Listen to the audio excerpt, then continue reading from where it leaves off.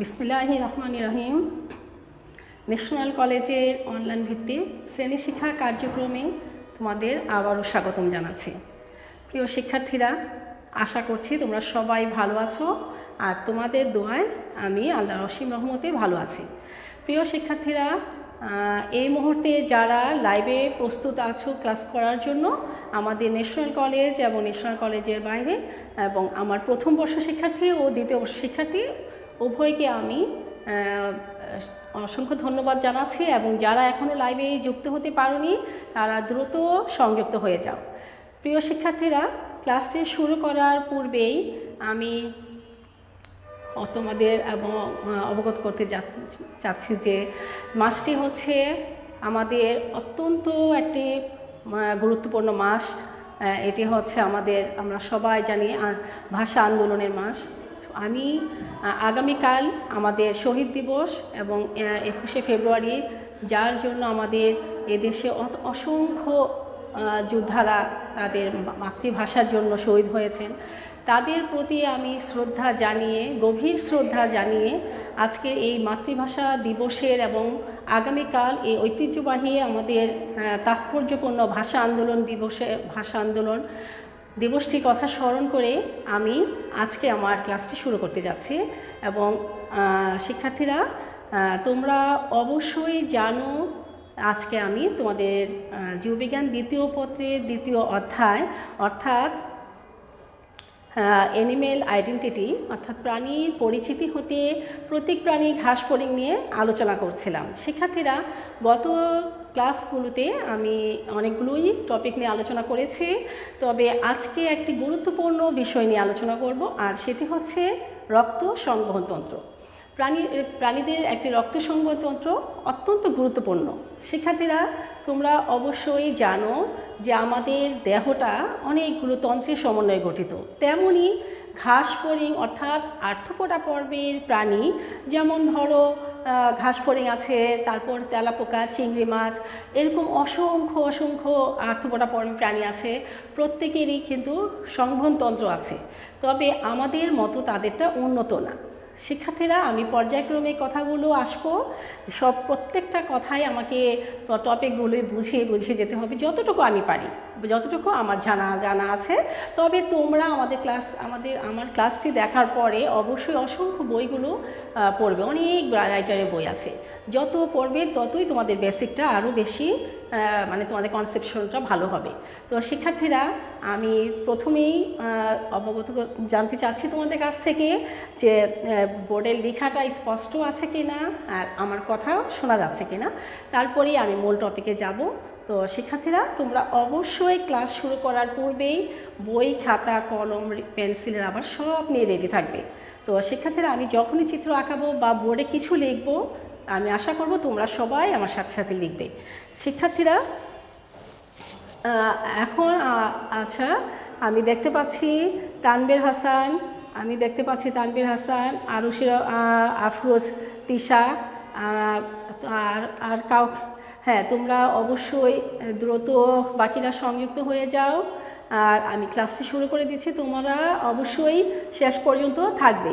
খুব গুরুত্বপূর্ণ টপিক, এই রিভিশন দেওয়ার সময় হয়তো বা আবার কখনো পাবো কি না সেটাও জানি না, তাই তোমরা গুরুত্ব দেবে। তো শিক্ষার্থীরা, যেটা বলছিলাম, তো প্রথমেই আসি রক্ত সংবহনতন্ত্র কী, অর্থাৎ জীবদেহের প্রয়োজনীয় উপাদান আছে, পুষ্টি দ্রব্য আছে আমাদের দেহে। তাহলে আসি আমি ব্লাড সার্কুলেটরি সিস্টেম কি। তাহলে শিক্ষার্থীরা, প্রথমেই আসি ব্লাড সার্কুলেটরি সিস্টেমটা কি। ব্লাড সার্কুলেটরি সিস্টেম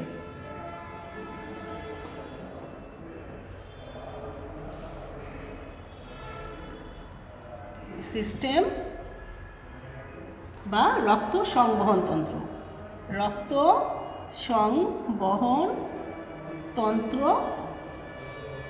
কি, আমি ধাপে ধাপে আসছি, ডিটেলস ব্যাখ্যা করব। তো শিক্ষার্থীরা, ব্লাড সার্কুলেটরি সিস্টেম বা রক্ত সংবহনতন্ত্র কি তোমরা অবশ্যই জানো। তো ঘাস ফড়িং যেহেতু আমি পড়াচ্ছি, তাই ঘাস ফড়িংয়ের রক্ত সংবহন তন্ত্রটা নিয়ে আমি আজকে আলোচনা করব। তাহলে শিক্ষার্থীরা দেখো, জীব দেখেন, হ্যাঁ, জান্নাতুল, গুলশান, আমি দেখতে পাচ্ছি তোমাদের, হ্যাঁ, তোমরা অবশ্যই তোমাদের জন্য ক্লাস, তোমরা অবশ্যই গুরুত্ব দিয়ে ক্লাসগুলো করবে, আর তারপর বোঝার চেষ্টা করলে অবশ্যই একটা ভালো রেজাল্ট করতে পারবে। তো শিক্ষার্থীরা, ব্লাড সার্কুলেটরি সিস্টেমটা কি আসলে, যে আমাদের জীবদেহের যে প্রয়োজনীয় উপাদান, দ্রব্য, হরমোন ইত্যাদি এগুলো আমাদের রক্তের মাধ্যমে কি করে দেহের একটা নির্দিষ্ট মানে রক্তগুলো কি করে একটা নির্দিষ্ট বাহিকার মাধ্যমে আমাদের দেহের সর্বত্র এটা কি হয়, সেটা সঞ্চারিত হয়। এবং এর মাধ্যমে কি করে যে দেহের যে পুষ্টি উপাদানগুলো আছে, পুষ্টি ও তারপর বিভিন্ন উপাদান, দ্রব্য, হরমোন, এইগুলো কিন্তু রক্তের মাধ্যমে আমাদের দেহকোষের মধ্যে প্রবেশ করে।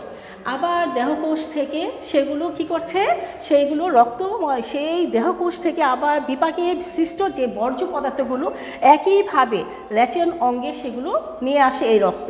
এই প্রক্রিয়াটার নামই হচ্ছে রক্ত সংবহন প্রক্রিয়া। শিক্ষার্থীরা, আমাদের যেমন রক্ত সংবহন প্রক্রিয়া আছে, তেমনই ঘাস ফড়িং, আর্থ্রোপোডা পর্বের প্রাণী যেমন চিংড়ি মাছ, তেলাপোকা, এরকম অসংখ্য প্রাণী আছে, তাদের প্রত্যেকেরই কিন্তু রক্ত সংবহন প্রক্রিয়া আছে। তবে আমাদের রক্ত সংবহন প্রক্রিয়াটি হচ্ছে বদ্ধ ধরনের, কিন্তু আর্থ্রোপোডা পর্বের প্রাণীদের রক্ত সংবহন তন্ত্রটা হচ্ছে উন্মুক্ত। আমি এই দুটা জিনিস তোমাদেরকে বুঝিয়ে বলবো। আমি পর্যায়ক্রমে যাচ্ছি, উন্মুক্ত আর বদ্ধ রক্ত সংবহনতন্ত্র কী। তো শিক্ষার্থীরা, তোমরা লক্ষ্য করো, বোর্ডটা দেখা যাচ্ছে কিনা? হ্যাঁ, এবার লক্ষ্য করো শিক্ষার্থীরা, এই যে রক্তটা যে চলাফেরা করে, রক্ত যে একটা নির্দিষ্ট পথে চলে প্রাণীদেহের ভিতরে, এই রক্ত যে প্রাণীদেহে চলে, তার এটি দুই ধরনের রক্ত। সেই চলন প্রক্রিয়াটা আর্থ্রোপোডা পর্বের প্রাণীদের ক্ষেত্রে এবং আমাদের উন্নত প্রাণীদের ক্ষেত্রে দুই রকমের দেখা যায়। একটা হচ্ছে মুক্ত সংবহনতন্ত্র, আর একটা হচ্ছে বদ্ধ সংবহনতন্ত্র। তাহলে রক্ত সংবহনতন্ত্র প্রক্রিয়াটি আমরা পাই দুই ধরনের, একটা হচ্ছে মুক্ত আর একটা হচ্ছে বদ্ধ। তাহলে দেখো, বদ্ধ সংবহনতন্ত্র, বদ্ধ রক্ত সংবহনতন্ত্র, আরেকটি হচ্ছে মুক্ত রক্ত সংবহনতন্ত্র, মুক্ত রক্ত সংবহনতন্ত্র। এখন দেখো, আমি প্রথমেই বলছি যে বদ্ধ রক্ত সংবহনতন্ত্র, তোমাদেরকে আমি কিছুক্ষণ আগেই বলেছি যে আমাদের দেহের ভিতরে আমাদের দেখো একটা নির্দিষ্ট নালিকার পথ দিয়ে কিন্তু রক্তটা প্রবাহিত হচ্ছে, এবং সেটা দেহের বিভিন্ন কোষের মধ্যে সেটা রক্তটা প্রবাহিত হচ্ছে। আমরা যে খাবারগুলো খাই, সে যে খাওয়ার মূল উদ্দেশ্যটা হচ্ছে শক্তি উৎপাদন করা। সেই শক্তি এবং বিভিন্ন ধরনের হরমোনগুলো রক্তের মাধ্যমে আমাদের সমস্ত কোষে পৌঁছে যাচ্ছে। এইটা যে একটা নির্দিষ্ট নালিকা পথে যে রক্তটা প্রবাহিত হয়, সেটা হচ্ছে বদ্ধ রক্ত সংবহনতন্ত্র। কিন্তু ঘাস ফড়িংয়ের ক্ষেত্রে, আর্থ্রোপোডা প্রাণীদের ক্ষেত্রে একটু ব্যতিক্রম। তাহলে শিক্ষার্থীরা, কি ব্যতিক্রম আমি সেটাই তুলে ধরছি। আমি আবারও বলছি, তোমরা খাতার মধ্যে লিখে ফেলো শিক্ষার্থীরা। তাহলে আমি কি বললাম, যে রক্ত সংবহনতন্ত্র প্রক্রিয়া হচ্ছে দুই ধরনের। কিভাবে দুই ধরনের হলো? রক্তের পথ অনুসারে প্রাণীদেহে আমরা দুই ধরনের রক্ত সংবহনতন্ত্র পেয়ে থাকি। তাহলে দেখো শিক্ষার্থীরা, বদ্ধ রক্ত সংবহনতন্ত্র আর এটা হচ্ছে উন্মুক্ত রক্ত সংবহনতন্ত্র বা মুক্ত। তাহলে আমরা যদি এখন বলি যে বদ্ধ রক্ত সংবহনতন্ত্র কি, যে রক্ত সংবহনতন্ত্রটা অর্থাৎ রক্তগুলো যে রক্ত সংবহনতন্ত্রে রক্তটা কি করছে, একটি নির্দিষ্ট রক্তবাহিকা এবং হৃদযন্ত্রের মাধ্যমে সম্পূর্ণভাবে আবদ্ধ থাকে। হ্যাঁ, হৃদযন্ত্রের মাধ্যমে সম্পূর্ণভাবে আবদ্ধ থাকছে, সেটা হচ্ছে আবদ্ধ থাকে এবং সে আবদ্ধ থেকেই কিন্তু সেটা প্রবাহিত হচ্ছে। তাহলে এবং এটা কিন্তু কখনোই কিন্তু দেহ গহ্বরের মধ্যে মুক্ত হবে না। অর্থাৎ আমি তোমাদেরকে বোঝাতে চাচ্ছি যে একটি নির্দিষ্ট নালিকার পথের বাইরে এই রক্তকে আমরা উন্মুক্ত অবস্থায় পাবো না। অর্থাৎ আমাদের যে শিরা উপশিরাগুলো আছে, সেগুলোর ভিতর দিয়ে নির্দিষ্ট পথেই কিন্তু রক্তগুলো প্রবাহিত হয়ে আমাদের দেহের বিভিন্ন অংশে কোষগুলোতে পৌঁছে যাচ্ছে। তো এই ধরনের যে পদ্ধতিটা, সেটা হচ্ছে বদ্ধ রক্ত সংবহনতন্ত্র। অমেরুদণ্ডী প্রাণীর মধ্যে কিন্তু আমরা যে দেখতে পাই অ্যানিলিডা পর্বের প্রাণী, হ্যাঁ, তা আমরা যে ক্যাচও দেখতে পাই তাদেরটাও বদ্ধ, তবে মেরুদণ্ডী প্রাণীদের রক্ত সংবহনতন্ত্র প্রক্রিয়াটি অবশ্যই বদ্ধ ধরনের। তাহলে শিক্ষার্থীরা, তাহলে তোমরা এবার বুঝে যাও যে মুক্ত রক্ত সংবহনতন্ত্রটা কী। শিক্ষার্থীরা অনেক সময় বোর্ডে এই পরীক্ষার কোশ্চেনটা আসছে বিভিন্ন সময়, যেমন সিলেট বোর্ড 1900 এসেছিল যে মুক্ত রক্ত সংবহনতন্ত্র কী, রাজশাহী বোর্ড 1900 এসেছিল মুক্ত রক্ত সংবহনতন্ত্র কী। তাহলে তোমরা অবশ্যই বুঝে যাবে যে এটা কিন্তু বিভিন্ন ধরনের চিংড়ি, পতঙ্গ, মলাস্কা, হ্যাঁ, চিংড়ি, পতঙ্গ, মলাস্কা, এদের দেহে কিন্তু মুক্ত রক্ত সংবহনতন্ত্র প্রক্রিয়াটি সংঘটিত হয়। তাহলে শিক্ষার্থীরা, অর্থাৎ নির্দিষ্ট নালিকার পথে এবং তার বাহিরেও রক্তটা প্রবাহিত হচ্ছে। তাহলে আমরা যদি মুক্ত রক্ত সংবহনতন্ত্র প্রক্রিয়াটা কী সেটা বলি, তাহলে তোমরা কিভাবে বলবে যে সংবহনতন্ত্রে রক্ত হৃদযন্ত্র, তো বুঝতেই পেরেছ, হৃৎপিণ্ড থেকে একটি নির্দিষ্ট নালিকা পথে বেরিয়ে উন্মুক্ত হবে। নালিকা পথে তো মানে রক্ত সংবহন হৃৎপিণ্ড থেকে একটি নির্দিষ্ট নালিকা পথে গিয়ে আবার সেটা কি হবে, উন্মুক্ত হবে। তাহলে দেখো নির্দিষ্ট নালিকা পথের বাইরেও সে উন্মুক্ত হচ্ছে, অর্থাৎ নির্দিষ্ট নালিকা পথ থেকে বের হয়ে সে কি হবে, যে দেহ গহ্বরের মধ্যে প্রবেশ করবে। আবার দেহগর্ভ থেকে পুনরায় নালিকা পথে ঢুকে আবার সে হৃদযন্ত্রের মধ্যে প্রবেশ করবে, অর্থাৎ নির্দিষ্ট নালিকা হৃৎপিণ্ড থেকে নির্দিষ্ট নালিকা পথে ঢুকে মাধ্যমে আবার দেহগহ্বরের মধ্যে কি হবে, সেটা উন্মুক্ত হবে, প্রবেশ করবে এবং আবার সেই দেহগহ্বর থেকে পুনরায় নালিকা পথে আবার হৃদযন্ত্রের মধ্যে ফিরে আসবে। এই ধরনের রক্ত সংবহন প্রক্রিয়াটাকে বলা হয় মুক্ত রক্ত সংবহন প্রক্রিয়া তন্ত্র। তাহলে বুঝতে পেরেছ, একবার হচ্ছে হৃৎপিণ্ড থেকে নির্দিষ্ট নালিকা পথে এটা প্রবাহিত হচ্ছে, হয়ে দেহগহ্বরের মধ্যে আসছে, আবার দেহগহ্বর থেকে পুনরায় আবার সেই নালিকা পথে হৃৎপিণ্ডে আসছে।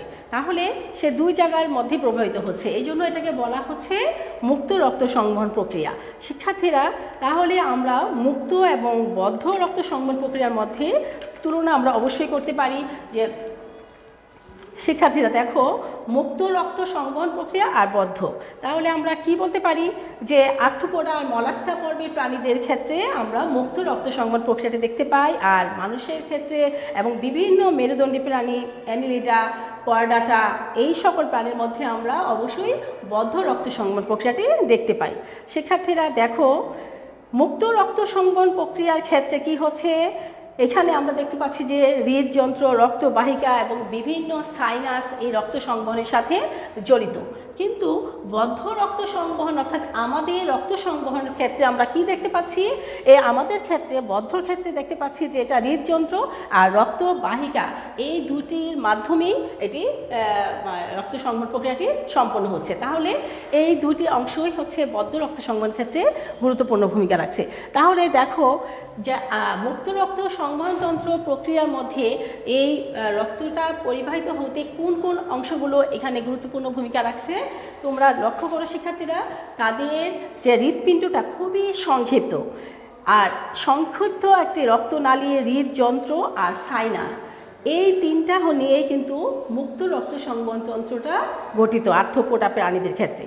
শিক্ষার্থীরা, কিন্তু আমাদের ক্ষেত্রে আমরা কি দেখতে পারি, শিরা, ধমনী, কৈশিক জালিকা, শিরা, ধমনী, কৈশিক জালিকা, তারপর হৃদযন্ত্র, এই অংশগুলো নিয়ে কিন্তু আমাদের রক্ত সংবহন প্রক্রিয়াটি গঠিত। তাহলে দেখো, শিরা, কৈশিক জালিকা, তারপর হচ্ছে হৃদযন্ত্র। হ্যাঁ শিক্ষার্থীরা, এই যে শিরা আছে, ধমনী, তাই না, এই অংশগুলো আমরা সবাই জানি যে আমাদের হৃৎপিণ্ডের মধ্যে শিরা, উপশিরা, তারপরে আছে ধমনী, হৃদযন্ত্র, কৈশিক জালিকা, এই অংশগুলো থাকে বলেই কিন্তু আমাদের রক্ত, এগুলোর মধ্য দিয়েই রক্তটা প্রবাহিত হয় বলে কিন্তু এটা বদ্ধ রক্ত সংবহন প্রক্রিয়া। আর এই অংশগুলো নিয়েই কিন্তু আমাদের রক্ত সংবহনতন্ত্র প্রক্রিয়াটি গঠিত হয়েছে। শিক্ষার্থীরা দেখো, আমরা এই দুটা তুলনা যদি করতে পারি তাহলে কিন্তু যেভাবেই আসুক না কেন আমরা কিন্তু উত্তর দিতে পারবো। শিক্ষার্থীরা দেখো, এই যে মুক্ত রক্ত সংবহনের ক্ষেত্রে কিন্তু যে দেহ গহ্বরের মধ্যে যে রক্তটা প্রবেশ করে, হ্যাঁ করে বলে কিন্তু এটাকে হিমোসিল বলা হয়। তোমাদের কিন্তু অনেক সময় আসছে যে হিমোসিল কি, এটা কিন্তু জ্ঞানমূলক প্রশ্নে বা অনুধাবন প্রশ্নে এসে থাকে যে হিমোসিল কি এবং হ্যাঁ হিমোলিম্ফ কি, আমি সেগুলো আজকে আলোচনার মধ্যে নিয়ে আসবো। কারণ হিমোসিল, হিমোলিম্ফ এইগুলো যদি আমরা না বুঝি তাহলে রক্ত সংবহনতন্ত্র প্রক্রিয়াটি বুঝে আমাদের অসম্পূর্ণ থেকে যাবে। আমি ধীরে ধীরে আসছি যে বদ্ধ রক্ত সংবহনতন্ত্র কী, মুক্ত রক্ত সংবহনতন্ত্র কী, এবং বদ্ধ রক্ত সংবহনতন্ত্র কোন কোন প্রাণীদের ক্ষেত্রে প্রযোজ্য এবং মুক্ত রক্ত সংবহনতন্ত্র কোন কোন প্রাণীর ক্ষেত্রে প্রযোজ্য। প্রথমে আমরা সেটা বুঝে নিই। তারপরে হচ্ছে মুক্ত রক্ত সংবহনতন্ত্র অঙ্গগুলো কী কী অংশ নিয়ে গঠিত এবং বদ্ধটা কী কী অংশ নিয়ে গঠিত। তারপরে হচ্ছে শিক্ষার্থীরা দেখো যে আমি যে তোমাদেরকে কিছুক্ষণ আগেই বললাম যে মুক্ত রক্ত সংবহনতন্ত্রের দেহ গহ্বরের মধ্যে যে রক্তটা প্রবেশ করে বলেই কিন্তু একে হিমোসিল বলা হয়, অর্থাৎ দেহ গহ্বরের মধ্যে রক্তটা প্রবেশ করে বলেই একে বলা হচ্ছে কি, এটাকে বলা হচ্ছে হিমোসিল। কিন্তু আমাদের উন্নত প্রাণীদের ক্ষেত্রে অর্থাৎ বদ্ধ রক্ত সংবহনের ক্ষেত্রে এই ধরনের ঘটনা ঘটে না, অর্থাৎ হিমোসিল এর মধ্যে রক্তটা প্রবাহিত হয় না। তাহলে শিক্ষার্থীরা আমরা কি বলতে পারি, দেহ গহ্বরের মধ্যে কখনোই বদ্ধ রক্ত সংবহনতন্ত্রের ক্ষেত্রে দেহ গহ্বরের মধ্যে কখনোই রক্তটা কি হয়, প্রবাহিত হয় না।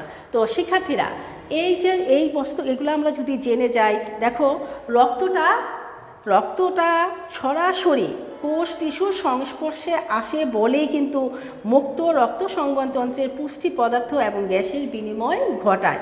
অর্থাৎ রক্তটা যেহেতু সরাসরি কোষ টিস্যুর সংস্পর্শে আসে, আর এই জন্যই কিন্তু এদের পুষ্টি পদার্থ এবং গ্যাসের বিনিময় এভাবে ঘটবে। কিন্তু আমাদের ক্ষেত্রে অর্থাৎ বদ্ধ রক্ত সংবহনতন্ত্রের ক্ষেত্রে কি হয়, রক্তটা কি হচ্ছে কোষ টিস্যুর সংস্পর্শে কিন্তু কখনোই আসে না, আর এই জন্য কিন্তু টিস্যু রসের মাধ্যমে পুষ্টি পদার্থ এবং আমাদের যে গ্যাসের বিনিময় এটা কখনই সম্ভব নয়। তো শিক্ষার্থীরা এখন আমি তোমাদেরকে ধীরে ধীরে মূল টপিকে যাচ্ছি। তোমরা বদ্ধ এবং মুক্ত রক্ত সংবহনতন্ত্র প্রক্রিয়াটা আশা করি বুঝে ফেলেছো। তো শিক্ষার্থীরা এখন আমি তোমাদেরকে যেটা বলবো সেটা হচ্ছে ঘাসফড়িংয়ের রক্ত সংবহনতন্ত্রটা অবশ্যই আমাদের মতো উন্নত না, অনুন্নত এবং খুবই এটা মুক্ত ধরনের। আমি তোমাদেরকে মুক্ত রক্ত সংবহনতন্ত্রটা যখন বলেছি তোমরা বুঝে গেছো যে কেন এটা মুক্ত রক্ত সংবহনতন্ত্র। তো ঘাসফড়িংয়ের রক্ত সংবহনতন্ত্র প্রক্রিয়াটি আমাদের মতো উন্নত না, সেটি হচ্ছে কি মুক্ত ধরনের। আর এই জন্য ঘাসফড়িংয়ের রক্ত সংবহনতন্ত্র প্রক্রিয়াটাকে আমরা প্রধানত 4টি অংশে বিভক্ত করতে পারি। তো শিক্ষার্থীরা দেখো এদের প্রধানত 3টি বলে, কিন্তু 4টি অংশে আমরা এটাকে বিভক্ত করতে পারি। আমি আবারও বলছি, ঘাসফড়িংয়ের রক্ত সংবহনতন্ত্রটা উন্নত নয় আর মুক্ত ধরনের, আর সেজন্যই আমরা এটিকে 4টি অংশে ভাগ করতে পারি। এইটির মধ্যে আছে হিমোসিল, হিমোলিম্ফ, পৃষ্ঠীয় বাহিকা, তারপরে হচ্ছে সহায়ক স্পন্দন অঙ্গ। শিক্ষার্থীরা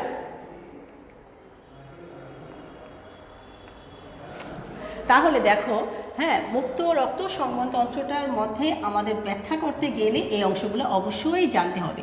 তাহলে তোমরা আরেকটি অংশ এবার বুঝে লিখে নাও, সেটা হচ্ছে ঘাসফড়িংয়ের মুক্ত রক্ত সংবহনতন্ত্র প্রক্রিয়াটি কী কী অংশ নিয়ে গঠিত। শিক্ষার্থীরা দ্রুত করো।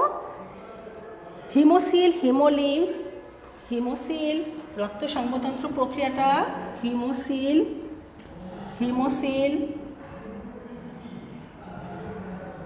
তারপর আছে হিমোলিম্ফ,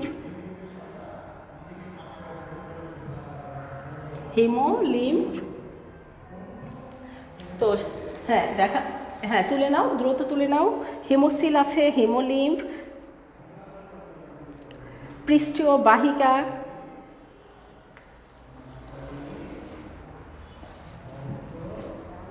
আমি এগুলো প্রত্যেকটা বুঝিয়ে দেব। পৃষ্ঠ বাহিকা,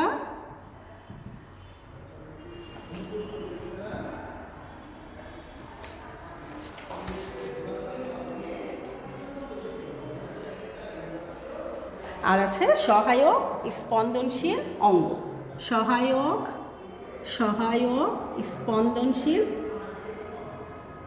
স্পন্দনশীল অঙ্গ। এখন শিক্ষার্থীরা তোমরা লক্ষ্য করো হেমোসিলটা কি। প্রথমেই আসি হেমোসিল কি। শিক্ষার্থীরা তোমরা লক্ষ্য করো হেমোসিল কি। তোমরা অবশ্যই আমার ক্লাসে এই কথাগুলো শুনে লিখে ফেলবে, আর লেখা দেখা যাচ্ছে কিনা বা আমি যে তোমাদের বোঝাচ্ছি সেটা তোমরা বুঝতে পারছো কিনা সেটাও কখনো কখনো রিপ্লাই করে বোঝাবে। তো শিক্ষার্থীরা দেখো হেমোসিল কি, অর্থাৎ আর্থ্রোপোডা পর্বের প্রাণীদের ক্ষেত্রে আমরা হিমোসিলটা দেখি, সেটা হলো ভ্রূণীয় বিকাশের সময় প্রকৃত যে সিলোম আছে সেই সিলোমের ফেটে যায় এবং ফেটে গিয়ে ব্লাস্টোসিলের সাথে একাকার হয়ে যায়। আর পূর্ণাঙ্গ প্রাণীতে ওই সংযুক্ত গহ্বর আর পেরিটোনিয়ামের সাথে আবৃত থাকে না। এই ধরনের সিলোমকে বলা হয় হিমোসিল। শিক্ষার্থীরা আমি আবারও বলছি, তোমরা আবারও খেয়াল করো হিমোসিলটা কি। হিমোসিলটা তোমরা আবারও খেয়াল করো, তোমাদের বোর্ডটা কিছুক্ষণ পরপরই একটু লেখাটা কিছুক্ষণ পরপর ঝাপসা হয়ে যায়, সেজন্য আমি এখানে তোমাদেরকে দেখছি, তোমরা লক্ষ্য করো, আমার কথাটা আবার খেয়াল করো। আমি আবারও বলছি হিমোসিল কি শিক্ষার্থীরা, এটা কিন্তু অনেকবার অর্থাৎ কুমিল্লা, বরিশাল, ঢাকা, চট্টগ্রাম, সিলেট, রাজশাহী বহুবার এই প্রশ্নটা এসেছিল যে হিমোসিল কি। তোমরা লক্ষ্য করো, ভ্রূণীয় বিকাশের সময় প্রকৃত যে সিলোম আছে সেই সিলোমের প্রাচীরটা যখন ফেটে যায় এবং ফেটে গিয়ে কি হয়, ব্লাস্টোসিলের সাথে একাকার হয়ে যায়। কিন্তু পূর্ণাঙ্গ প্রাণীতে ওই সংযুক্ত গহ্বর পেরিটোনিয়ামে আবৃত থাকে না, সংযুক্ত গহ্বরটা আর পেরিটোনিয়ামে আবৃত থাকে না। এই ধরনের বৈশিষ্ট্যটাকেই বলা হয়, এরকম যে সিলোম, এই ধরনের সিলোমটাকে কিন্তু হিমোসিল বলা হয়। শিক্ষার্থীরা এটা কিন্তু রক্তে পূর্ণ থাকে, তোমরা সব সময় মনে রাখবে ঘাস ফড়িংয়ের রক্তটা কিন্তু সাদা। তোমরা দেখবে যে তোমরা তো চিংড়ি মাছ তো হাতে নিয়ে দেখো, চিংড়ি মাছ অনেকেই পছন্দ, অনেক প্রিয় মাছ অনেকের। তো এই যে চিংড়ি মাছ, তারপর হচ্ছে আর্থ্রোপোডা পর্বের প্রাণীদের দেখবে রক্তের মধ্যে কিন্তু হিমোগ্লোবিন নাই, অর্থাৎ রক্তটা মানে সাদাটে টাইপের, কারণ সেখানে হিমোগ্লোবিন নাই। তো আর এই জন্য কিন্তু এটি শ্বসনে কোনো রকম ভূমিকাও রাখে না। তো শিক্ষার্থীরা এই হিমোসিল সম্পর্কে যদি বলে যে হিমোসিল বলতে কি বোঝায়, তখন তোমাদেরকে কিন্তু আরেকটু ব্যাখ্যা করতে হবে। শিক্ষার্থীরা লক্ষ্য করো, হিমোসিল কি হয়, হিমোসিলটা হেমোডার্মাল পেরিটোনিয়ামের পরিবর্তে বহিঃকোষীয় মাতৃকার মধ্যে কিন্তু সেটা আবদ্ধ থাকে, কারণ এটি কিন্তু রক্তপূর্ণ থাকে। শিক্ষার্থীরা ঘাস ফড়িংয়ের ক্ষেত্রে কিন্তু এই হিমোসিল দুটি প্রধান অনুপ্রস্থ পর্দা দিয়ে এবং তিনটি প্রকোষ্ঠ, অর্থাৎ প্রকোষ্ঠগুলোকে কিন্তু সাইনাস বলা হয়। শিক্ষার্থীরা এই সাইনাসে বিভক্ত। তো শিক্ষার্থীরা আর্থ্রোপোডা পর্বের যে হৃদযন্ত্র আছে সেই হৃদযন্ত্রের তলদেশ বরাবর পর্দাটাকে আমরা পৃষ্ঠীয় পর্দা এবং স্নায়ুরজ্জুর ঠিক নিচে বা ঠিক উপরে বিস্তৃত যে পর্দাটা থাকে সেটা অঙ্কীয় পর্দা বলি।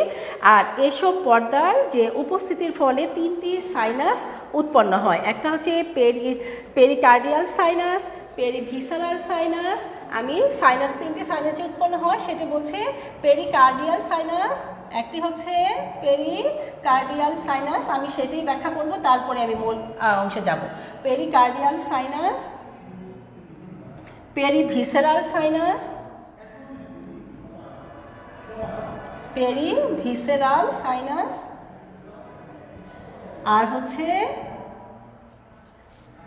Perineural sinus. শিক্ষার্থীরা পেরিনিউরাল সাইনাস, ঠিক আছে? তাহলে দেখো আমি এই কথাটা আবার বুঝাচ্ছি, আমি কিন্তু পর্যায়ক্রমে আসছি। পেরিনিউরাল সাইনাস, নিউরাল সাইনাস, আমি আবারও বলছি, হিমোসিলের মধ্যে তোমরা কি, আমি তোমাদেরকে যে ব্যাখ্যাটা দিয়েছি সেটা কি বলেছি, যে হিমোসিল যখন এরকম সিলোমটাই, মানে আমি আবারও বলছি পূর্ণাঙ্গ প্রাণীতে তখন কি হয়, আমি হিমোসিল সম্পর্কে আবারও তোমাদেরকে আমি ধারণা দিচ্ছি। ভ্রূণীয় বিকাশের সময় প্রকৃত যে সিলোম আছে সেই সিলোমের প্রাচীরটা ফেটে যায় এবং ফেটে গিয়ে তখন কি হয়, ব্লাস্টোসিলের সাথে সেই ফেটে যাওয়া অংশটা একাকার হয়ে যায় এবং আবার যখন সেই পূর্ণাঙ্গ প্রাণীতে ওই সংযুক্ত গহ্বরটি পেরিটোনিয়ামে আবৃত থাকে না। আর এই ধরনের বৈশিষ্ট্যকেই সিলোমকেই বলা হয় হিমোসিল। শিক্ষার্থীরা এই হিমোসিল কিন্তু রক্তে পূর্ণ থাকে। তো শিক্ষার্থীরা শোনো, লক্ষ্য করো, হিমোসিল তখন কি করে, মেসোডার্মাল পেরিটোনিয়ামের পরিবর্তে তখন কি করে, বহিঃকোষীয় মাতৃকায় আবৃত থাকে। তো শিক্ষার্থীরা ঘাস ফড়িংয়ের এই যে হিমোসিলটা বললাম, এটি দুটি কি করে, অনুপ্রস্থ পর্দা এবং তিনটি প্রকোষ্ঠ অর্থাৎ সাইনাসে বিভক্ত থাকে। এই তিনটি সাইনাস আমি তোমাদেরকে যে বললাম, দেখো একটা হচ্ছে পেরিকার্ডিয়াল সাইনাস, আরেকটা হচ্ছে পেরিভিসারাল সাইনাস, আরেকটা হচ্ছে পেরিনিউরাল সাইনাস। এখন আমি তোমাদেরকে মূল বর্ণনায় যাচ্ছি। তো পেরিকার্ডিয়াল সাইনাসটা তোমরা বুঝতে পারছো, এটা হৃদযন্ত্রে, পেরিকার্ডিয়াল মানে তো হৃদযন্ত্র, এটা হচ্ছে হৃদযন্ত্রে অবস্থান করছে। পেরিকার্ডিয়াল সাইনাসটি হৃদযন্ত্রে অবস্থান করছে, হৃদযন্ত্রে।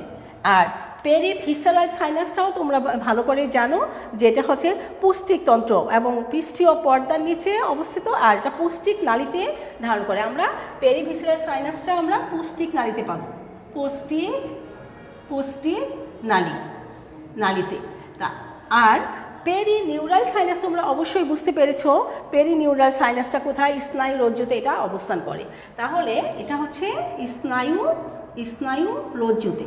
তো শিক্ষার্থীরা এইবার লক্ষ্য করো, আমি আবারও বলছি, পেরিকার্ডিয়াল সাইনাসটা হৃদযন্ত্রে যায়, পেরিভিসারাল সাইনাসটা হচ্ছে পুষ্টিক নালীতে, আর পেরিনিউরাল সাইনাসটা হচ্ছে স্নায়ু রজ্জুতে। এই তিনটি জায়গায় এটি অবস্থান করে। এখন আমি মূল টপিকে যাচ্ছি। শিক্ষার্থীরা এই পর্যন্ত তোমরা যদি লিখো তাহলে একটি ভালো মার্কস পাবে। যে সাইনাস কি, অনেক সময় পরীক্ষাতে আসে যে সাইনাস কি বা সাইনাস বলতে কি বোঝায়, তখন তোমরা কি বলবে?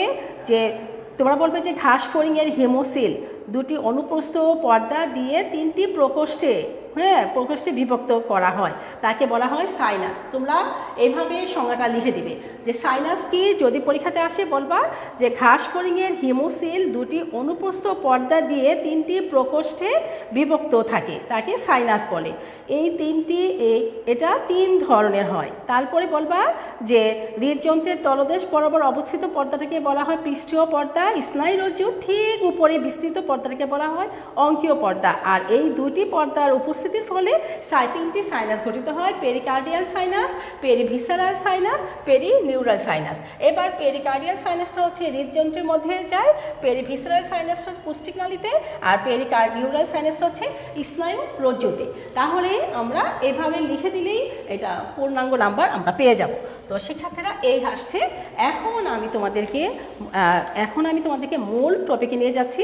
আরেকটি হচ্ছে, তাহলে আমরা জেনে গেলাম হিমোসিল কি, তারপরে হচ্ছে সাইনাস কি। এবার আমি বলবো যে হিমোলিম্ফ কি। তোমাদের এটাও অনুধাবন বা জ্ঞানমূলক প্রশ্ন হিসাবে তোমরা বহুবার এটি পেয়ে থাকবে, অনেক বোর্ডে অনেকবার এসেছিল। তাহলে এটা এবার বুঝে নাও যে হিমোলিম্ফটা কি। আমি আবার আসছি, হিমোসিল শেষ, এবার আসছি হিমোলিম্ফ কি। শিক্ষার্থীরা এই হিমোলিম্ফটা সকল বোর্ডে 18তেও এসেছিল, তোমরা বুঝে নিলে উত্তরটা ভালোভাবে লিখতে পারবে। হিমোলিম্ফটা সকল বোর্ড 18তে এসেছিল, অর্থাৎ এটা কিন্তু হিমোলিম্ফ কিন্তু আর্থ্রোপোডা পর্বে প্রাণীর রক্তটাকেই বলা হচ্ছে হিমোলিম্ফ। আমি তোমাদেরকে সহজ করার জন্য আবারও বলছি, আর্থ্রোপোডা পর্বের প্রাণীদের রক্তটাকে কি বলা হচ্ছে? হিমোলিম্ফ। তাহলে দেখো, হিমোলিম্ফ আর কিছু না, এটা হচ্ছে আর্থ্রোপোডা পর্বের প্রাণীদের রক্ত। এখন আর্থ্রোপোডা পর্বের রক্তের বৈশিষ্ট্য তোমাদেরকে আমি বলেছি যে এখানে কি লোহিত রক্তকণিকা থাকে না, ফলে এটাকে বর্ণহীন দেখায়। এখন যদি আসে যে হিমোলিম্ফ কি, তাহলে তুমি বুঝে নিয়েছো যে এটা আর্থ্রোপোডা পর্বের প্রাণীদের রক্ত এবং এখানে কোনো হিমোগ্লোবিন থাকে না। কিন্তু তুমি যে ভালো মার্কস পেতে হলে তুমি অবশ্যই সেটাকে আরও সুন্দর করে ব্যাখ্যা করবে। তাহলে কি বলবে তখন শিক্ষার্থীরা? অর্থাৎ যে বর্ণহীন যে প্লাজমা আছে এর মধ্যে ভাসমান থাকে অসংখ্য বর্ণহীন রক্তকণিকা। আমাদের কিন্তু প্লাজমার মধ্যে রক্তকণিকা 3 ধরনের থাকে। আমরা জানি শ্বেত রক্তকণিকা, অনুচক্রিকা, লোহিত রক্তকণিকা। লোহিত রক্তকণিকার মধ্যেই তো আমরা জানি যে এখানে কি আছে, শিক্ষার্থীরা দেখো হিমোগ্লোবিন আছে, এটা আমরা জানি, আর এই জন্য এটাকে লাল দেখায়। কিন্তু দেখো তাদের যে রক্ত রসের মধ্যে আমরা দেখতে পাচ্ছি যে বর্ণহীন যে একটা প্লাজমা আছে এবং এই প্লাজমার মধ্যে ভাসমান থাকে অসংখ্য বর্ণহীন কণিকা, আর আমাদের বর্ণযুক্ত কণিকা ভাসমান থাকে, কিন্তু তাদের ক্ষেত্রে কিন্তু বর্ণহীন কণিকাগুলো ভাসমান থাকে। এইগুলা হচ্ছে হিমোসাইট। শিক্ষার্থীরা এই বর্ণহীন কণিকা বা হিমোসাইট নিয়েই ঘাস ফড়িংয়ের রক্তটা তাহলে কি হয়েছে, গঠিত হয়েছে। তোমরা বুঝতে পারছো কিনা আমাকে কিন্তু জানাবে।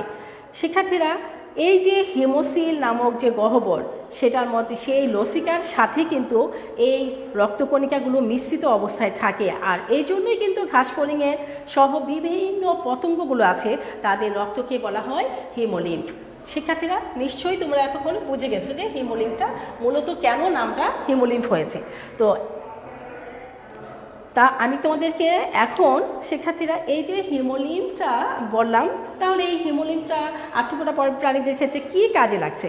অবশ্যই সেটা কি করে, এটা কার্বোহাইড্রেট, তারপরে হরমোন, হ্যাঁ এখানে এটা কিন্তু কার্বোহাইড্রেট, অ্যামিনো অ্যাসিড এইগুলাকে জমা রাখে, জীবাণু ধ্বংস করতে, রক্ত তঞ্চনে সাহায্য করে। তারপরে যে আর্থ্রোপোডা পর্বের প্রাণীদের যে ডানা এবং খোলস মোচন, ডানার সঞ্চালন, ডানাটা যে নড়াচড়া করে এবং খোলসটা যে মোচন করে, এই ক্ষেত্রে কিন্তু এই কাজগুলোর ক্ষেত্রে হিমোলিম্ফ অত্যন্ত গুরুত্বপূর্ণ ভূমিকা রাখে। আর এই হিমোলিম্ফের কিন্তু আরেকটি গুরুত্বপূর্ণ কাজ হচ্ছে খাদ্য সার, তারপরে রেচনতন্ত্র, হরমোন ইত্যাদিগুলোকে, হ্যাঁ হরমোনগুলোকে পরিবহন করে নিয়ে যাওয়াটাও কিন্তু এই হিমোলিম্ফের কাজ। তাহলে কারণ এটা তো রক্ত, আরশোলা পর্ব বা আর্থ্রোপোডা পর্বের প্রাণীদের রক্ত, আমাদের রক্ত যে কাজগুলো করে তাদের রক্ত অর্থাৎ হিমোলিম্ফ একই ধরনের কাজ করে তাদের ক্ষেত্রে। তো শিক্ষার্থীরা এবার দেখো, আমি আবারও বলেছি যে পৃষ্ঠীয় বাহিকাটা কি, তোমরা পৃষ্ঠীয় বাহিকাটা আরেকবার বুঝে নাও। পৃষ্ঠীয় বাহিকা অর্থাৎ আমি কি বলেছি, মুক্ত রক্ত সংবহনতন্ত্র হচ্ছে ঘাস ফড়িংয়ের ক্ষেত্রে, সেটির 4টি প্রধান অংশ নিয়ে গঠিত: হিমোসিল, হিমোলিম্ফ, পৃষ্ঠীয় বাহিকা এবং সহায়ক স্পন্দনশীল অঙ্গ। এখন আমি তোমাদেরকে আসছি পৃষ্ঠ বাহিকাটা কি। তোমরা অবশ্যই পৃষ্ঠ বাহিকাটা কি বুঝে গেছো, তারপরেও আমি একটু ধারণা দিচ্ছি। আর্থ্রোপোডা পর্বের প্রাণীদের যে দেহ মধ্যপৃষ্ঠীয় অবস্থানে রক্ষিত প্রধান স্পন্দনশীল অঙ্গগুলাই হচ্ছে পৃষ্ঠীয় বাহিকা। তো এখানে আমরা দেখতে পারি যে শিক্ষার্থীরা দেখো, এখানে আমরা অস্ট্রিয়া বিহীন কিছু সোজা নলাকার সম্মুখ পশ্চাৎ অ্যাওটা দেখতে পাই, হৃদযন্ত্র, অ্যাওটা, এগুলাই হচ্ছে গিয়ে পৃষ্ঠীয় বাহিকা।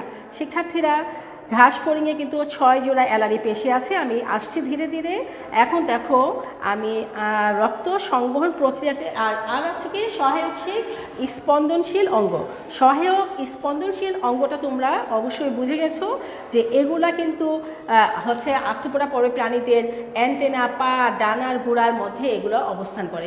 সহায়ক স্পন্দনশীল অঙ্গগুলা হচ্ছে ডানা, আর্থ্রোপোডা পর্বের প্রাণীদের শুঙ্গ, ডানা, তারপরে হচ্ছে অ্যান্টেনা। এই যে এগুলার মধ্যে কিন্তু এই অ্যান্টেনা, পা, ডানার গুড়া, এইগুলার মধ্যে কিন্তু এগুলো আকৃতিগুলা পেশল ঝিল্লিময় অঙ্গ থাকে, সেখানেই হচ্ছে এই মুক্ত রক্ত সংবহনতন্ত্রের এই সহায়ক স্পন্দনশীল অঙ্গ নামে এগুলো পরিচিত। তো শিক্ষার্থীরা এখন আমি আমার মূল টপিকে যাচ্ছি। আজকের আলোচ্য বিষয়টা ছিল মুক্ত আরশোলা পর্বের প্রাণীদের রক্ত সংবহনতন্ত্র প্রক্রিয়াটি। আমি সেই রক্ত সংবহন প্রক্রিয়াটি আলোচনা করব, তোমরা ধৈর্যের সাথে ক্লাসটি শেষ করতে করো। আমি এখনই আসছি মূল টপিকে।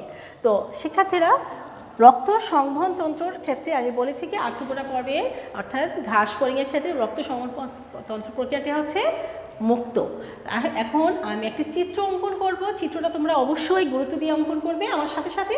তারপরে চিত্রটা আঁকার পরে বুঝতে পারবে খুবই সোজা, বর্ণনাটা অনেক সোজা, যেহেতু তোমরা এতক্ষণ আমার সাথে সাথে এই অংশগুলো বুঝে গেছো যে কীভাবে কী অংশগুলো থাকে আর্থ্রোপোডা হৃৎপিণ্ডের মধ্যে। তাহলে এখন আমি রক্ত সংবহনতন্ত্র প্রক্রিয়াটি নিয়ে আলোচনা করছি। আর্থ্রোপোডা পর্বে প্রাণীদের রক্ত সংবহন প্রক্রিয়াটা ঢাকা বোর্ড 17তে এসেছিলো, এছাড়াও বিগত বছরে অনেকবার এসেছিলো। তাহলে শিক্ষার্থীরা, এই রক্ত সংবহনতন্ত্র প্রক্রিয়াটা হচ্ছে আমি এখনই তোমাদেরকে এঁকে দেখাচ্ছি।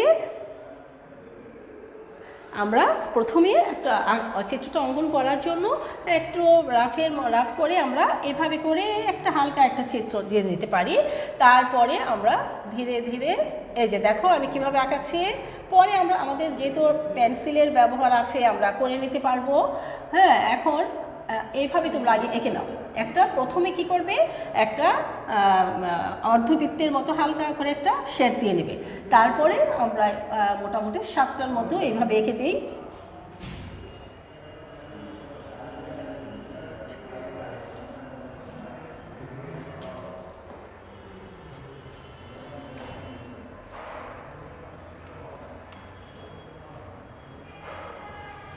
হ্যাঁ, এইটুকু তোমরা এঁকে নাও।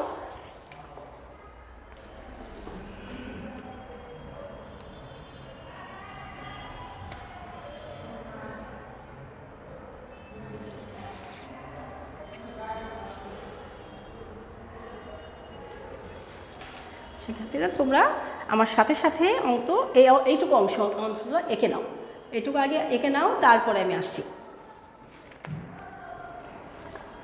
আচ্ছা, আমি হ্যাঁ, এখন দেখো শিক্ষার্থীরা,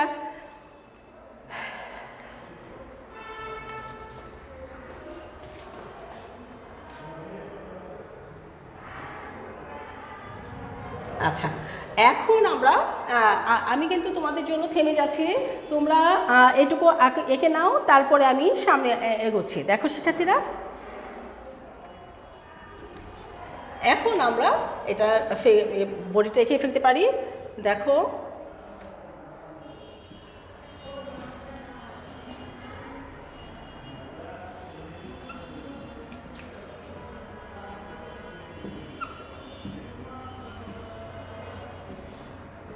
আচ্ছা, এইভাবে তোমরা প্রথমে এঁকে নাও, তারপরে আমি ধীরে ধীরে এই পাশটা তোমরা রাবার দিয়ে মুছে দিবে, পরবর্তীতে রাবার দিয়ে এই অংশটা মুছে দিবে।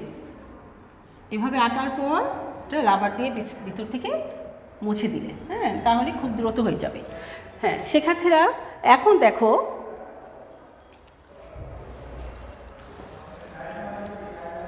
এখন আমি প্রত্যেকটা লেবেলিং করব, তোমাদের আঁকার সুবিধার্থে আমি থেমে থেমে আঁকাচ্ছি। তোমরা হ্যাঁ এবার দেখো, লক্ষ্য করো আমি কিভাবে আঁকাচ্ছি।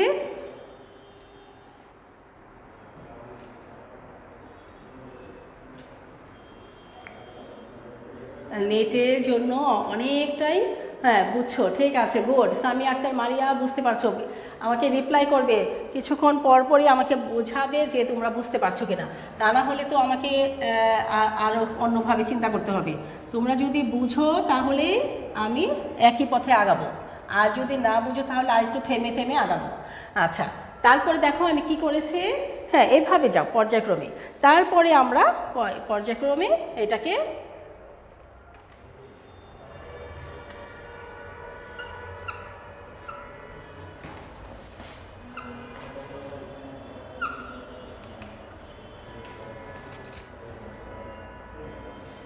এইভাবে এঁকে দাও। শিক্ষার্থীরা দ্রুত এঁকে ফেলো। আচ্ছা, এই নিচের অংশটুকু আমি আরেকটু পিছনে আঁকাচ্ছি, আরেকটু আঁকাচ্ছি, তোমরা আমার সাথে সাথে আরেকবার আঁকাও। হ্যাঁ, তাহলে দেখো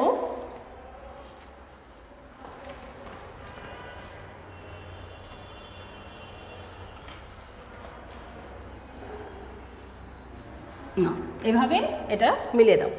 এখন যদি আমরা লেবেলিং করি তাহলে এটা স্পষ্ট হয়ে যাবে যে আমরা কি এঁকেছিলাম। তো শিক্ষার্থীরা লেবেলিংটা যদি করতে পারো, তারপরে ব্যাখ্যাটা খুবই সহজ, ব্যাখ্যাটা আশা করি তোমরা বুঝে যাবে। লেবেলিংটা করে নাও।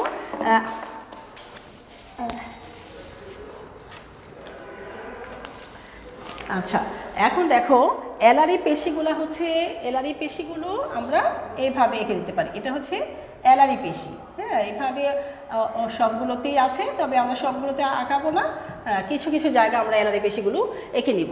এলারি পেশি না থাকলে হৃৎপিণ্ডটা কী হতো, এটা ঝুলে যেত। তো এলারি পেশিটা সাপোর্ট দিচ্ছে, এই হৃৎপিণ্ডটাকে ধরে রাখতে সাপোর্ট দিচ্ছে এই এলারি পেশি, এগুলো হচ্ছে এলারি পেশি। শিক্ষার্থীরা দ্রুত তোমরা লিখে ফেলো, দ্রুত ছবিটা অঙ্কন করো। এই হচ্ছে এলারি পেশি। হ্যাঁ, এখন আমার সাথে সাথে, হ্যাঁ এখন তোমরা সাথে সাথে এটা লেবেলিংটা করে ফেলো।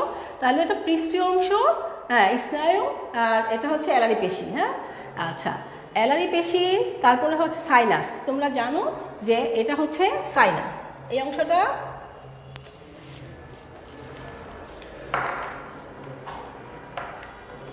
হচ্ছে সাইনাস। এখন সাইনাসটা তোমরা দ্রুত লিখে ফেলো। এটা মস্তকের সাইনাস। আমি লেবেলিংগুলো দেখাচ্ছি। মস্তকে, দ্রুত করো, মস্তকের সাইনাস, এটা হচ্ছে মস্তকের সাইনাস।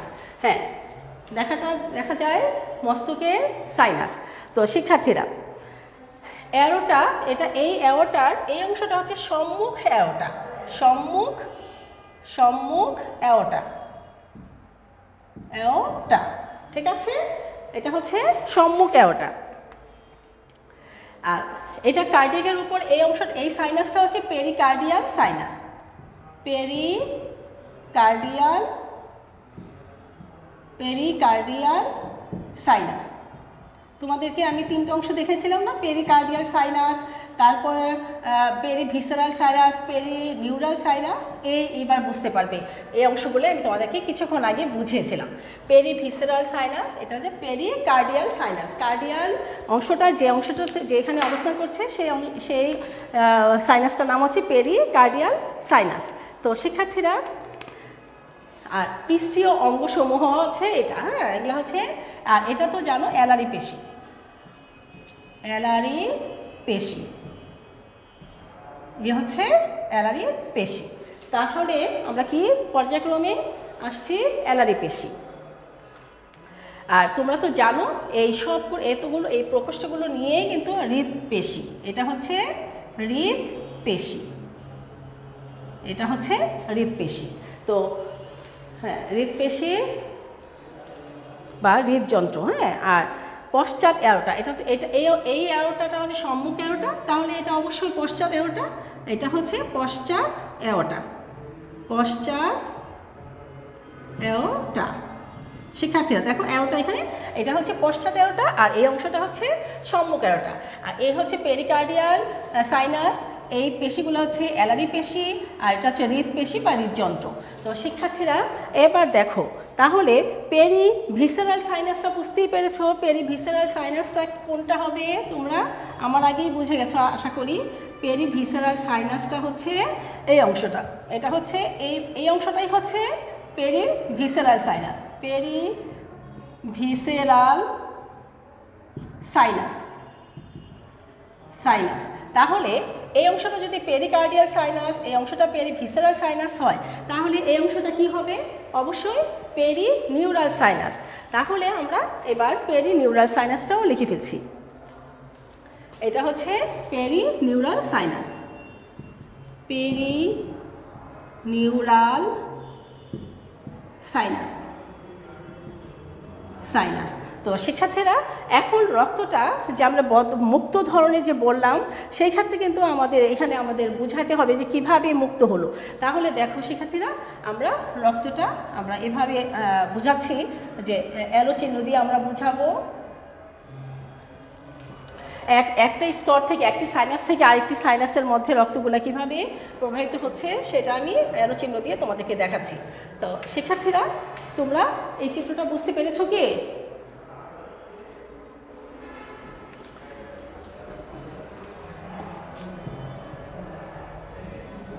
হ্যাঁ, এখন এই চিত্রটার নাম লিখে দাও।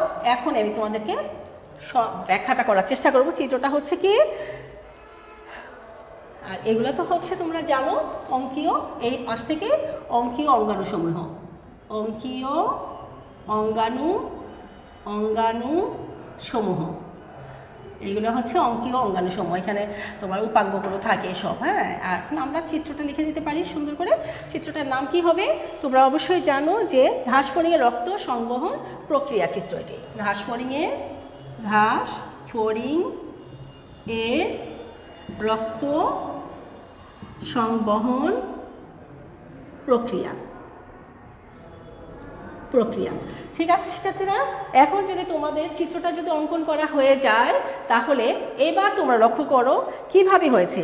তাহলে রক্ত সংবহন প্রক্রিয়াটা সম্পন্ন করতে প্রথমে কি হচ্ছে, এটা হৃদযন্ত্র আর অ্যালারি পেশির সংকোচন প্রসারণের মাধ্যমে কিন্তু ঘাসফড়িংয়ের দেহের বিভিন্ন অঞ্চলে রক্তটা প্রবাহিত হচ্ছে। তার মানে অ্যালারি পেশি আর হৃদযন্ত্র, এই অ্যালারি পেশিটা যখন চেপে ধরে, অ্যালারি পেশিটা সংকোচন আর হৃদপিণ্ডে এই হৃদপেশিগুলোর সংকোচন, এই অ্যালারি পেশি এবং হৃদপেশি সংকোচনের ফলে রক্তটা দেহের বিভিন্ন অংশের মধ্যে এটা সঞ্চারিত হচ্ছে। আমি আবারও বলছি, অ্যালারি পেশিগুলো তোমরা দেখছো, আমি সব জায়গায় অ্যালারি পেশি আঁকিনি, কিন্তু এখানে তোমাদের চিত্রের মধ্যে 2 জায়গায় আমি অ্যালারি পেশি দেখেছি। অ্যালারি পেশিগুলো হৃদপেশির মধ্যে থাকে। এখন দেখো, এখন এই অ্যালারি পেশি আর হচ্ছে হৃদযন্ত্র, এই দুটার সংকোচন হয় একবার প্রসারণ হয়। আমাদের যেরকম ধমনী শিরা ধমনী সংকোচন প্রসারণের মাধ্যমে যে দেহের সর্বত রক্তটা প্রসারিত হয়, আবার সঞ্চালিত হয়, আবার হৃৎপিণ্ডে ফিরে আসে, সেরকম আর্থ্রোপোডা প্রাণীদের ক্ষেত্রেও এইখানে আমরা দেখতে পাচ্ছি হৃদযন্ত্র আর এই অ্যালারি পেশির সংকোচন এবং প্রসারণের কারণেই রক্ত দেহের সর্বত সেটা প্রসারিত হচ্ছে, সঞ্চালিত হচ্ছে, প্রবাহিত হয়। ঠিক আছে শিক্ষার্থীরা, এখন দেখো এই যখন এটা প্রসারিত সঞ্চালিত হয় তখন কিন্তু অনেকটা ঢেউয়ের মতো হয়। তোমরা তো ঢেউ জানো যে কোথাও যে তখন একটা ঢেউটা কীভাবে হয়, একটা জলাশয় যখন কোনো একটা নৌযান চলতে থাকে তখন একটা ঢেউয়ের হয়, জাহাজ চলে ঢেউটা আরও বেশি হয়। সেরকম এখানে যখন অ্যালারি পেশি এবং হৃদপেশি সংকোচন প্রসারণ হয় তখন রক্তটা যখন হৃৎপিণ্ডের প্রথম প্রকোষ্ঠ থেকে দ্বিতীয় প্রকোষ্ঠে এইভাবে যায় তখন কিন্তু এই চাপ তৈরি হয় এবং সেটা চাপে তরল পদার্থ, তাই এটা ঢেউয়ের মতো করে পরবর্তী প্রকোষ্ঠে যায় এবং পরবর্তী থেকে তারপরটাতে যায়, আবার সেটা বন্ধ হয়ে যায়। এই মাঝখানে যে অংশটা আছে সেটা কিন্তু তোমরা সেটা কিন্তু অস্টিয়া, কপাটিকা আছে এখানে এবং অস্টিয়া। তোমরা জানো এই ছিদ্রগুলোর নাম হচ্ছে অস্টিয়া, এগুলো হচ্ছে অস্টিয়া। এই অস্টিয়া থাকার কারণে কিন্তু রক্তটা যখন এক প্রকোষ্ঠ থেকে আরেক প্রকোষ্ঠে যায় তখন এখানে কপাটিকা আছে, কপাটিকা থাকায় এটা মুখটা বন্ধ হয়ে যায়, যার ফলে রক্তটা সামনের দিকে যায়, পিছন দিকে আর ব্যাক করে না। তাহলে এই রক্তটা কি হচ্ছে, সামনের দিকে যাচ্ছে কিন্তু পিছন দিকে ব্যাক করবে না, কারণ এখানে কপাটিকা আছে অস্ট্রিয়া থেকে। তাহলে শিক্ষার্থীরা লক্ষ্য করো, আমরা কি জানছি যে এই যে রক্ত ঢেউয়ের মতো এটা এক প্রকোষ্ঠ থেকে আরেক প্রকোষ্ঠের মধ্যে সঞ্চালিত হচ্ছে, একবার সংকুচিত হচ্ছে, একবার প্রসারিত হচ্ছে। ঘাসফড়িংয়ের এই হৃদযন্ত্রের হৃদস্পন্দনটা প্রতি মিনিটে কিন্তু 100 থেকে 110 বার সংঘটিত হয়। তাহলে এটা 100 থেকে প্রতি মিনিটে 100 থেকে 110 বার 110 বার হয় প্রতি মিনিটে। তাহলে দেখো প্রতি মিনিটে 100 থেকে 110 বার এই হৃদস্পন্দনটা হয়ে থাকে। তো শিক্ষার্থীরা তাহলে কিভাবে হচ্ছে, প্রথমে আমি বলছি, এবার লক্ষ্য করো, অ্যালারি পেশিটা সংকোচন হওয়ার পরে কার্ডিয়াকের মধ্যে যে সাইনাসটা আছে, কার্ডিয়াক সাইনাস নামে পরিচিত, সেখানে অস্টিয়ার মাধ্যমে হৃদযন্ত্রের মধ্যে রক্তটা প্রবেশ করে। তাহলে কার্ডিয়াস এই সাইনাসের মধ্যে অস্টিয়ার মাধ্যমে হৃদযন্ত্রের মধ্যে রক্তটা প্রবেশ করে এবং হৃদযন্ত্রের এটা একইভাবে এই যে হৃদযন্ত্রের প্রকোষ্ঠগুলোর সংযোগ স্থলে কপাটিকা থাকার কারণে কিন্তু আমি তোমাদেরকে বলছি যে রক্তটা যে সামনের দিকে আসছে সেটা এই কপাটিকা অস্টিয়ার মধ্যে কপাটিকা থাকার কারণে যখন এক প্রকোষ্ঠ থেকে আরেক প্রকোষ্ঠের মধ্যে রক্তটা প্রবেশ করে তখনই কপাটিকা বন্ধ হয়ে যায়, যার ফলে এই রক্তটা পিছন দিকে আর ব্যাক করতে পারে না। এইভাবে করে পর্যায়ক্রমে রক্তটা এক প্রকোষ্ঠ থেকে এসে সামনের দিকে সম্মুখ অ্যারোটা হয়ে তারপরে মস্তিষ্কে সাইনাসে চলে আসে। এইভাবে করে অবশেষে কি করলো, প্রকোষ্ঠগুলো সংযোগস্থলে কপাটিতে থাকায় রক্তটা পিছনে যাচ্ছে না, এইভাবে করে মস্তকে প্রবেশ করে এবং সেটা ধীরে ধীরে পিছন দিকে আবার প্রবাহিত হয়। হৃদযন্ত্র যখন আবার প্রসারিত ওসিল থেকে এই পেরিকার্ডিয়ামের প্রাচীরে ছিদ্রপথে রক্তটা আবার পেরিকার্ডিয়াল সাইনাসে ফিরে আসছে। শিক্ষার্থীরা এই যে আসার পরে ভিসেরাল সাইনাস আসছে, পেরিভিসেরাল সাইনাস, পেরিনিউরাল সাইনাস আসছে, উন্মুক্ত হয়ে এই পেরিনিউরাল থেকে আবার পেরিভিসেরালে যাচ্ছে, আবার পেরিভিসেরালের সাইনাস থেকে আবার পেরিনিউরালে আসছে। এইভাবে রক্তটা নির্দিষ্ট নালিকার পথের বাইরেও আসছে। তারপর আবার সেই অ্যালারি পেশি এবং হৃদপেশি সংকোচনের ফলে পশ্চাৎ অ্যারোটা দিয়ে আবার সেই রক্তটা হৃৎপিণ্ডে প্রবেশ করছে এবং পশ্চাৎ অ্যারোটা থেকে ধীরে ধীরে একটি কপাটিকার মাধ্যমে আর দ্বিতীয় হৃৎপিণ্ড থেকে এইভাবে তৃতীয় খণ্ডের ভিতর দিয়ে এসে সম্মুখ অ্যারোটার মধ্যে দিয়ে মস্তকের সাইনাসে আসছে, সেখান থেকে আবার পুনরায় ফিরে যাচ্ছে। এই জন্য আর্থ্রোপোডা পর্বের প্রাণীদের রক্ত সঞ্চালন প্রক্রিয়াকে বলা হয় উন্মুক্ত ধরনের। শিক্ষার্থীরা তাহলে আজকে এই পর্যন্তই। আগামী ক্লাসে আমি তোমাদেরকে যেটুকু বাদ পড়েছে সেই অংশটা নিয়ে আবার আলোচনা করব। ততক্ষণ তোমরা সবাই ভালো থেকো, সুস্থ থেকো এবং বারবার প্র্যাকটিস করবে, এই কামনা করে আজকের মতো আমি এখানেই শেষ করছি। আল্লাহ হাফেজ, সবাই ভালো থেকো।